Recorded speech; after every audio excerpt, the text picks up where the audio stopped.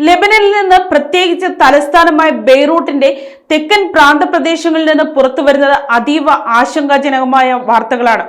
ആസന്നമായ Israel ആക്രമണങ്ങളെക്കുറിച്ച് പ്രദേശവാസികൾക്ക് മുന്നറിയിപ്പ് നൽകുന്നതിനായി ഇന്നലെ രാത്രി മുഴുവൻ ഇവിടെ വെടിവെച്ചുകൾ മുഴങ്ങുകയായിരുന്നു.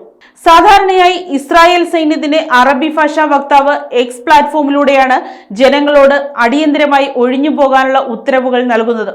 എന്നാൽ പാതിരാത്രിയിൽ വരുന്ന ഇത്തരം മുന്നറിയിപ്പുകൾ ഉറക്കത്തിലായിരിക്കുന്ന ജനങ്ങളുടെ ശ്രദ്ധയിൽപ്പെടാൻ സാധ്യത വളരെ കുറവാണ്.